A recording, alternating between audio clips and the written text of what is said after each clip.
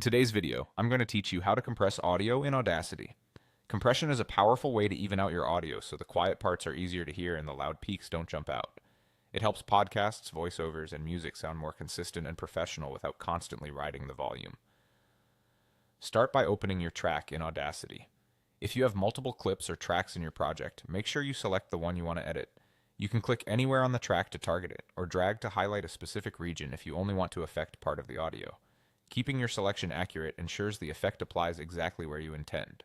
Next, go to the top menu and choose Effect, then Volume and Compression, and select Compressor. This opens the main controls where you'll shape how the effect behaves. Let's walk through the key settings. Threshold is the volume level where compression begins. Think of it as the line in the sand. Whenever the audio crosses that line, the compressor steps in. Lowering the threshold means more of your audio will be compressed. For voice, a starting point around -20 to -15 dB usually works well. Too low and your track can sound squashed. Too high and you might not hear much change. Ratio tells the compressor how strongly to reduce levels once they cross the threshold. A 2:1 ratio is subtle and natural.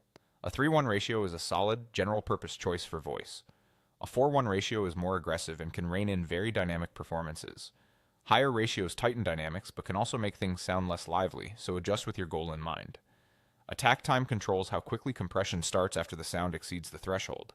A fast attack, such as 0.n seconds, helps catch sudden peaks like plosives or sharp transients. Release time sets how quickly compression lets go after the signal drops back down. A slower release, around 1.0 seconds or higher, tends to breathe more naturally and avoids a choppy effect. You'll also see an option called Makeup Gain. Check this to automatically bring your overall level back up to around 0 dB after compression. Since compression reduces peaks, Makeup Gain helps recover loudness so your track doesn't end up sounding quieter overall. Just be mindful that raising overall level can also raise background noise, so aim for balance. When you're satisfied with the settings, click Apply or OK to process the audio.